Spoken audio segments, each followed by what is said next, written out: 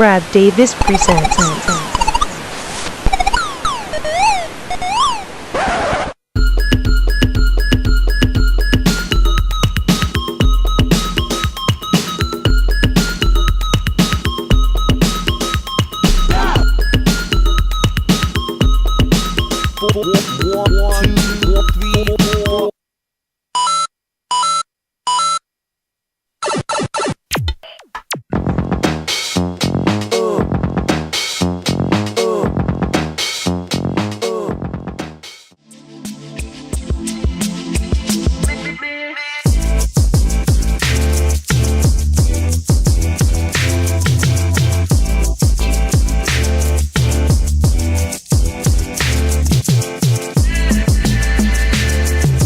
Alright, hello everybody, and welcome to another episode of the D-Pad.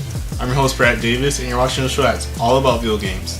This episode will focus on Forza Horizon. Now, Forza Horizon was a game that many people were questioning because it blended in a lot of arcade elements into the Forza Motorsport type of games. So, how did the game turn out? Well, you'll find out in my review that's coming up right now.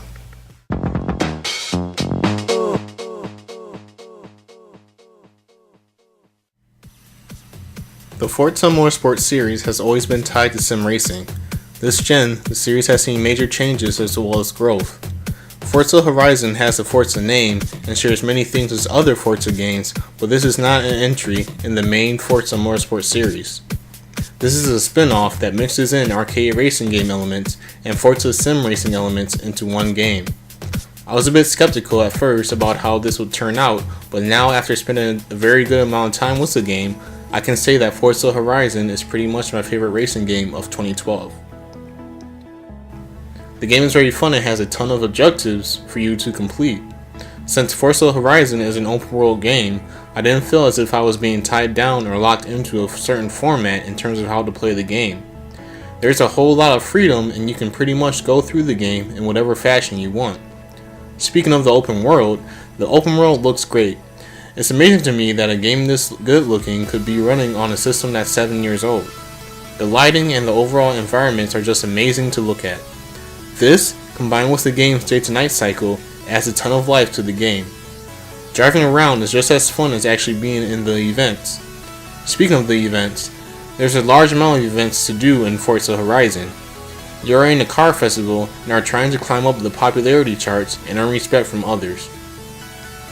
In many ways, the story and the in-game cutscenes remind me a lot of the Need for Speed Underground series. Since those games came out almost a decade ago, I've found most of the cutscenes and character dialogue in Forza Horizon to be pretty cheesy. It's like listening to your parents try to mimic the quote-unquote way that young people talk these days.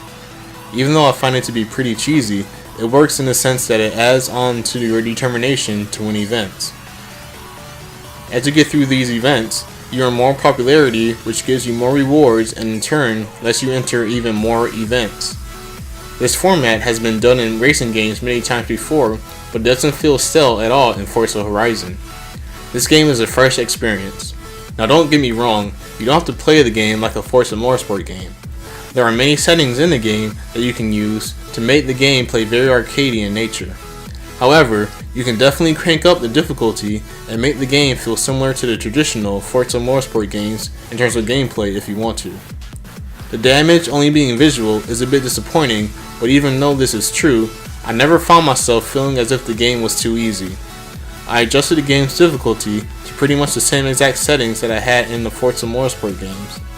Traditional Forza racing on non-traditional tracks makes for very exciting and challenging races. Forza Horizon is simply a very fun game. Even if you aren't a big racing fan, there's a ton of stuff to do in this game that you'll more than likely enjoy. The game mixes in traditional Forza elements with bright and sometimes a bit over the top car festival elements. It does this very well.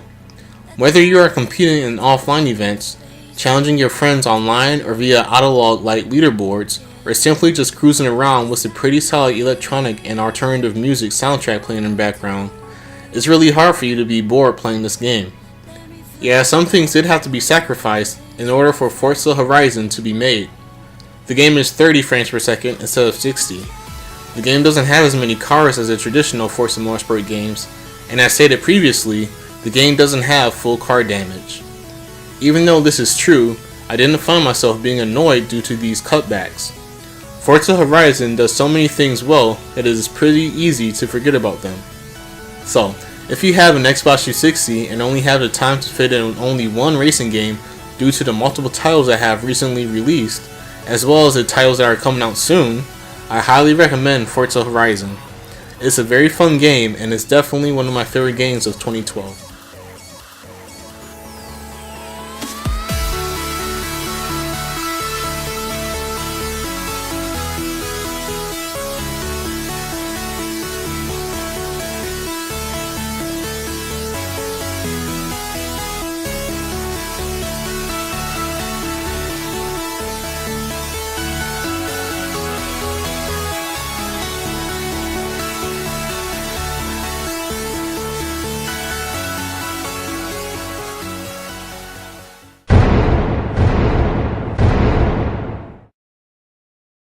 Alright, hello everybody, this is my brother Jordan, and we're going to play Forza Horizon. And what we're going to do is do a speed trap competition, see who get the fastest speed on this route, and whoever can will get a point added onto the score in the Brad vs. Jordan battle that we've been having. Alright, so, you ready?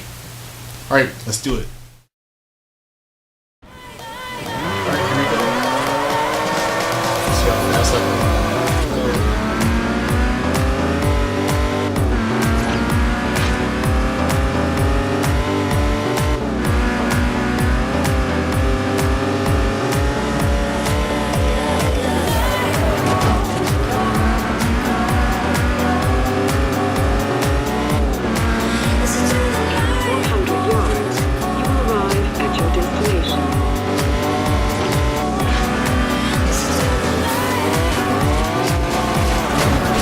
Whoa! 65, 86. Okay.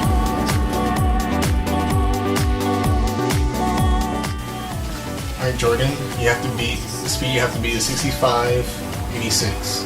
65.86 miles per hour. Alright, so go ahead.